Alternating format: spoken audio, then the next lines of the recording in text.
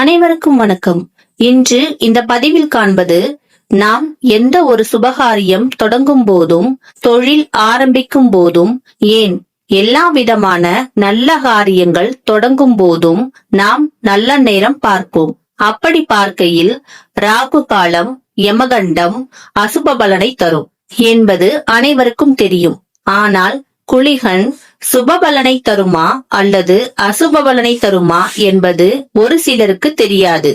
அப்படிப்பட்ட குளிகன் எப்படி தோன்றியது, குளிகனின் பிறப்பு ரகசியம்தான் என்ன என்று இந்த பதிவின் மூலம் காண்போம். இந்த குளிகன் மற்ற ராகு காலம், யமகண்டத்தை போன்று அசுப பலன்களை தராது.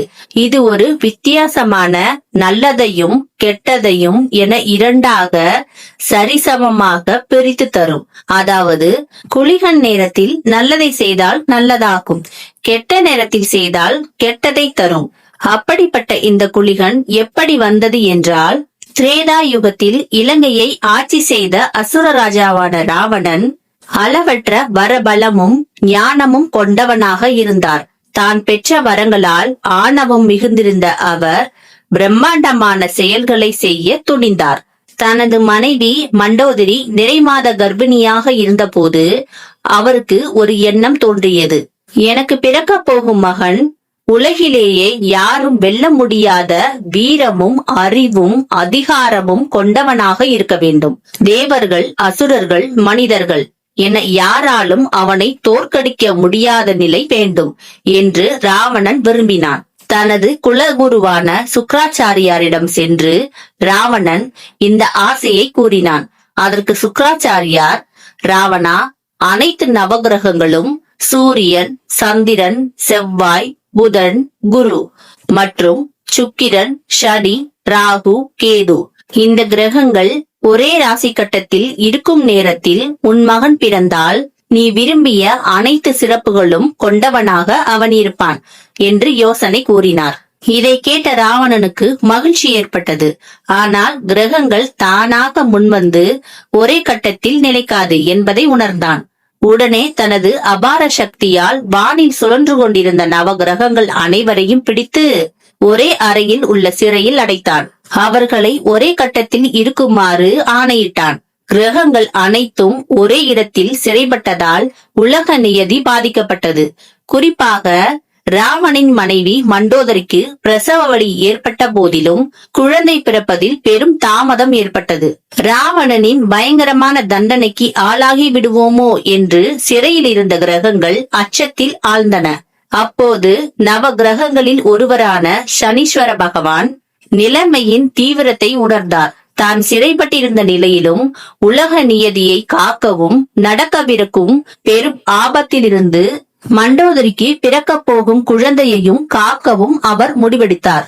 உடனே அசுரகுருவான சுக்ராச்சாரியாரை நோக்கி, இந்த சிக்கலில் இருந்து விடுபட வேண்டுமானால் நாங்கள் இல்லாத ஒரு புதிய சக்தி இந்த உலகத்தில் உருவாக வேண்டும்.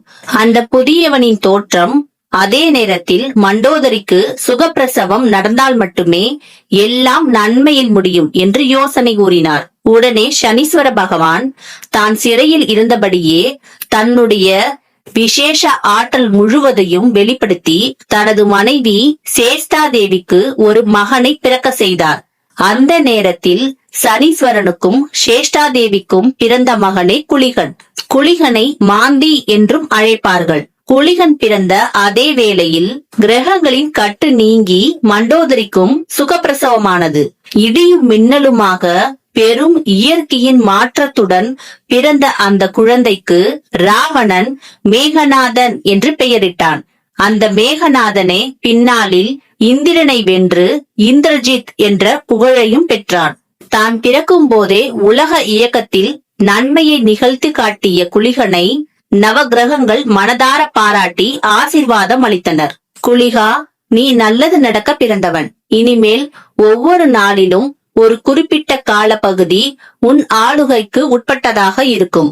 அந்த காலத்தை குளிகை நேரம் என்று அழைப்போம். இந்த நேரத்தில் தொடங்கும் எந்த ஒரு நல்ல செயலும் விருத்தி, அதாவது வளர்ச்சி அடைந்து தொடர்ந்து வெற்றிக்கு வழிவகுக்கும். அதனால் இந்த காலம் காரிய விருத்தி நேரம் என்று ஆசீர்வதிக்கப்படுகிறது. இந்த கதையின்படி குளிகை நேரம் நல்ல செயல்கள் செய்வதற்கு ஏற்ற காலமாக பார்க்கப்படுகிறது.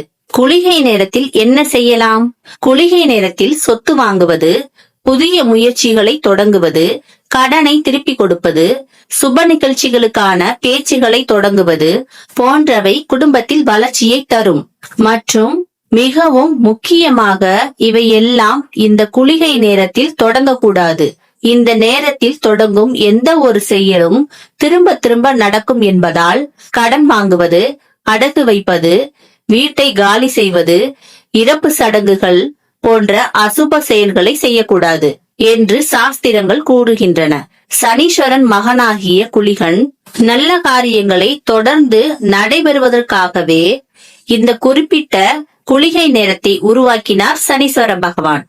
இப்படித்தான் குளிகை நேரம் உருவானது. குளிகன் எப்படி தோன்றினார் என்ற கதை உங்களுக்கு பிடிச்சிருந்தா லைக் அண்ட் சப்ஸ்கிரைப் பண்ணுங்க. தேங்க்யூ.